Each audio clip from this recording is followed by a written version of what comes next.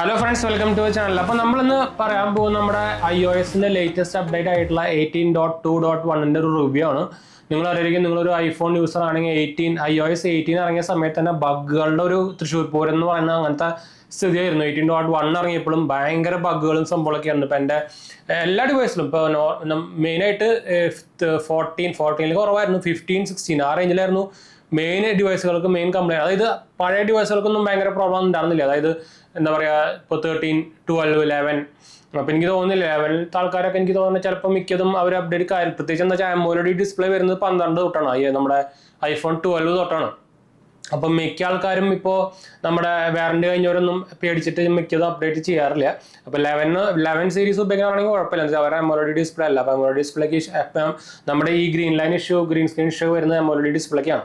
മറ്റേ normal LCD display ആണ് iOS 11 iPhone 11 വരുന്നത്. അപ്പോൾ അത് അവർക്ക് ചെയ്താൽ കുഴപ്പമില്ല അപ്ഡേറ്റ്. പക്ഷേ അതിന് മുമ്പ് പ്രത്യേകിച്ച് ഔട്ട് ഓഫ് വാറണ്ടി ഒക്കെ ആണെങ്കിൽ നമുക്ക് ചെയ്യുമ്പോൾ കുറച്ച് റിസ്ക് തന്നെയാണ്. അത് iOS നമ്മളെന്താ പറയുക, ആപ്പിളിൻ്റെ ഐഫോൺ ആയിക്കോട്ടെ, സാംസങ് ആയിക്കോട്ടെ, OnePlus ആയിക്കോട്ടെ, ഏത് ബ്രാൻഡ് ആയിക്കോട്ടെ, ഔട്ട് ഓഫ് വാറണ്ടി ഇപ്പോൾ നിങ്ങളുടെ സ്ക്രീൻ നമ്മുടെ AMOLED ആണെങ്കിൽ കുറച്ച് റിസ്ക് തന്നെയാണ്, പറയാൻ പറ്റില്ല എപ്പോൾ അടിച്ചു പോകുന്നത്. അപ്പോൾ പ്രത്യേകിച്ച് iOS 18 ഇറങ്ങിയ സമയത്ത് ഭയങ്കര ബഗ്ഗുകളുടെ പോരെന്നോ ഞാൻ പറഞ്ഞാൽ പോരാ, അതിൻ്റെയും അപ്പുറത്തായിരുന്നു. 18.1 ഇറങ്ങിയപ്പോഴും ഭയങ്കര ബഗ്ഗുകളൊക്കെ ആയിരുന്നു. Camera freezing issue, battery issues, അതുപോലെ തന്നെ ക്യാമറ സ്റ്റക്ക് ആവണ ഇഷ്യൂ, അങ്ങനെ കുറേ സംഭവം ഉണ്ടായിരുന്നു. ഇപ്പോൾ എനിക്ക് തന്നെ എൻ്റെ 15 സീരീസ് ആണ്. ഇപ്പോൾ 15 തന്നെ ഇഷ്ടം പോലെ എന്താ പറയുക, നമ്മൾ ബാങ്ക് ആപ്സ് എടുക്കുമ്പോൾ ബാങ്ക് ആപ്പ് ഫ്രീസ് ആവും, അങ്ങനെ ഭയങ്കര ഇഷ്യൂസ് ആയിരുന്നു. അപ്പോൾ അതുകൊണ്ട് തന്നെ ഞാനിപ്പോൾ എൻ്റെ സെക്കൻഡറി ഡിവൈസായി എൻ്റെ iOS. ഇപ്പോൾ ഐഫോൺ ഇപ്പോൾ എൻ്റെ സെക്കൻഡറി ആയി. എന്താ പറയുക, ഞാൻ സാംസങ് ആയി ഇപ്പോൾ ഫസ്റ്റ് പ്രൈമറി ഡിവൈസ് ആയിട്ട് ഉപയോഗിക്കുന്നത്. വെച്ചാൽ എനിക്ക് ബാങ്ക് ആപ്പ് മെയിൻ സംഭവങ്ങളാണ്, ബാങ്ക് ആപ്പുകൾ, അതുപോലെ തന്നെ ഇൻവെസ്റ്റ്മെന്റ് ആപ്പുകൾ, ഇതൊന്നും ഉപയോഗിക്കാൻ വരുന്നില്ല. ഭയങ്കര ഫ്രീസിങ്ങും. ഞാൻ ലൈവായിട്ട് തന്നെ അതിൻ്റെ വീഡിയോ ഒക്കെ ഇൻസ്റ്റാഗ്രാമിലൊക്കെ ഷെയർ ചെയ്തിട്ടുണ്ടായിരുന്നു. നമുക്ക് ഓപ്പൺ ചെയ്യാൻ പറ്റില്ല, അപ്പം ഫ്രീസ് ആവും. പിന്നെ നമ്മൾ കുറച്ച് നേരം ഫോഴ്സ് ക്ലോസ് ചെയ്തിട്ട് അങ്ങനെ കുറേ പരിപാടിയൊക്കെ ചെയ്യുന്നുണ്ടായിരുന്നു. അപ്പോൾ അതുകൊണ്ട് തന്നെ ഞാൻ പറഞ്ഞല്ലോ ഭയങ്കര ബഗ് ഇഷ്യൂ ആണ്. അപ്പോൾ അതുകൊണ്ട് അതിൻ്റെ ഒരു ഫിക്സ് ആയിട്ടാണ് ആക്ച്വലി 18.2 വന്നത്. അപ്പോൾ അതിൽ 18.2 അപ്ഡേറ്റ് ചെയ്തവർക്കും പിന്നെയും കുറച്ച് പേർക്കൊക്കെ ഇതേപോലത്തെ സെയിം ഇഷ്യൂസ് ഫേസ് ചെയ്തിട്ടുണ്ടായിരുന്നു. അതിൻ്റെയും ഒരു ഫിക്സ് ആയിട്ടാണ് ഇപ്പോൾ 18.2.1 അപ്ഡേറ്റ് ആക്ച്വലി നമ്മുടെ ആപ്പിൽ പുഷ് ചെയ്തേക്കുന്നത് കേട്ടോ.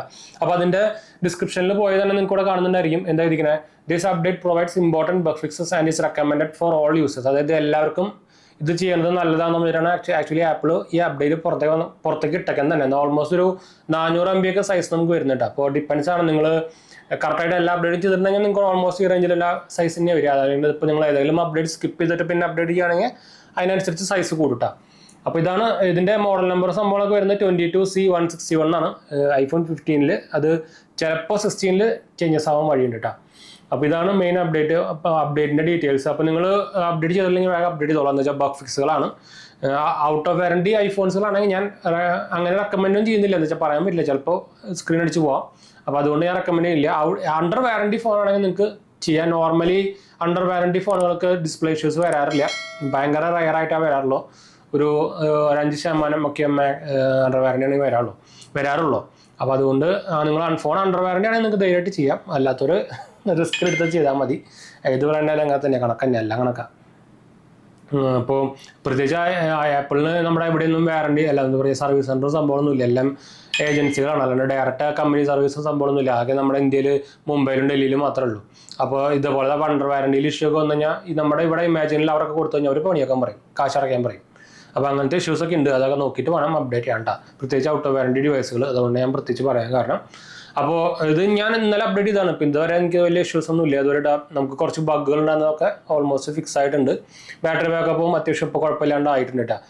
മറ്റേത് നമ്മൾ ഐഡിയിൽ വെക്കുമ്പോൾ തന്നെ അത്യാവശ്യം നല്ല ഡ്രെയിൻ ഉണ്ടായിരുന്നു. നമ്മുടെ 18.1 അപ്ഡേറ്റിന് ശേഷം മെയിനായിട്ട് ബാറ്ററി ഐഡിൽ ഭയങ്കര ഡ്രെയിൻ ആയിരുന്നു. അതൊക്കെ ഇപ്പോൾ ഫിക്സ് ആയിട്ട് കേട്ടോ. അപ്പോൾ ചെയ്യാത്തൊരു വേഗം ചെയ്യാൻ മറക്കണ്ട. അപ്പോൾ നമുക്ക് വൈൻഡപ്പ് ചെയ്യാൻ നമ്മുടെ 2 ചാനൽസ് മാത്രം പോയി കണ്ടു നോക്കുക. സബ്സ്ക്രൈബ് ചെയ്യുക, സപ്പോർട്ട് ചെയ്യുക, ഫ്രണ്ട്സിലേക്ക് നമ്മളിക്കൊന്ന് ഷെയർ ചെയ്യുക. എന്തെങ്കിലും സംശയം കാര്യങ്ങളൊക്കെ എൻ്റെ കമൻറ്റ് ചെയ്താൽ മതി, നമ്മളെല്ലാ കമൻറ്റ് പോകുന്നതാണ്.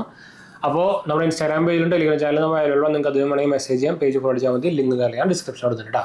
അപ്പോൾ വൈൻഡപ്പ് ചെയ്യാം, അടുത്ത് വരണം.